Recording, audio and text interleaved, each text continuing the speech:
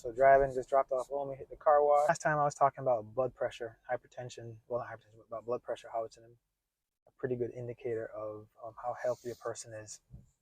And it's true. It's like BMI is one, blood pressure is another one. Blood pressure is pretty significant. I was thinking about the different areas in medicine and how if you ask like for instance if you ask a neurologist what's the most important part of the body, he's going to say the brain and the nervous system. If you ask a pulmonologist what's the most important part in the body, he's going to say the lungs. If you ask a cardiologist, they're going to say the heart, and so on, right? So everyone thinks that their specialty or their field is the most important part of a body. I agree with all of them. I mean, obviously everything is important for the body to function. The whole thing that keeps the body going is your blood.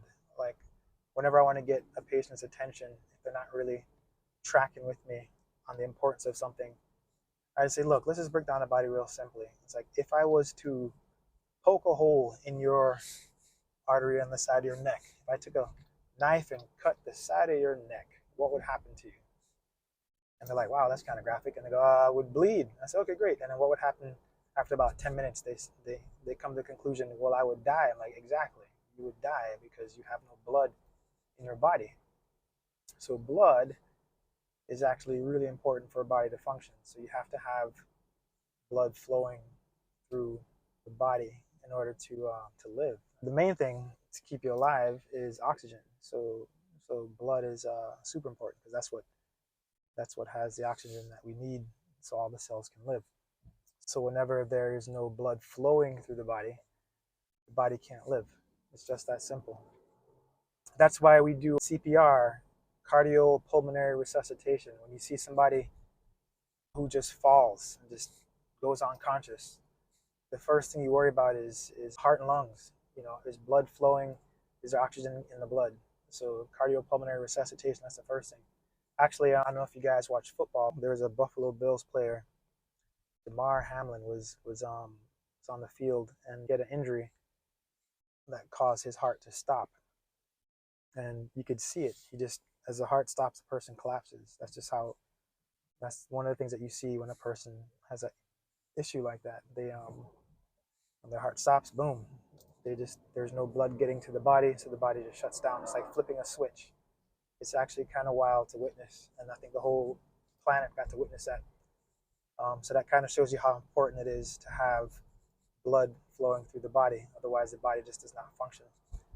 So, in my opinion, when people ask what's the most important part of the body, I think those three things are probably key: your heart, your lungs, and your blood, the elements of your blood. So again, uh, blood pressure is a good indicator as to is there enough pressure in the pipes to have circulation, things flowing around in the body. A lot of things can cause changes in blood pressure and can indicate things are good or bad. The first thing we look at when the person's blood pressure is not normal is we check the heart. Obviously, if the pump is not pumping properly, then we worry about, if the pressure is off, we wonder, well, is the pump doing its job? So that's the first thing we want to kind of check out is the heart. The second thing that is pretty important is to check the blood itself and see, is there any issue with the blood that's making the pressure not be optimal? Is there not enough blood? Is the person not have enough fuel in the tank, so to speak?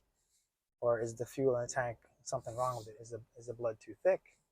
You'll see that sometimes with your diabetics. Also, sometimes people who have high cholesterol or high triglycerides, they tend to just have higher blood pressure because their blood is just too thick. And then also, when the pressure is too high, it damages the lining of the pipes. So the lining of the arteries do not like high blood pressure. So when the pressure is too high, you damage and scar the lining of the pipes, the blood vessels, and that can cause issues as well. And you'll have issues being able to flow blood to parts of the body. That was just on my mind since the last little talk I gave about blood pressure.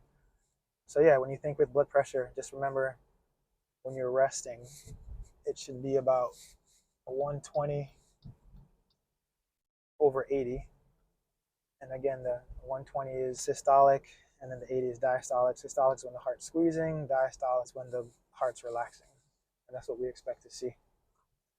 Anytime you don't see that in an adult, I should say, these are all adult blood pressures, you know something probably isn't quite right and needs to get checked out.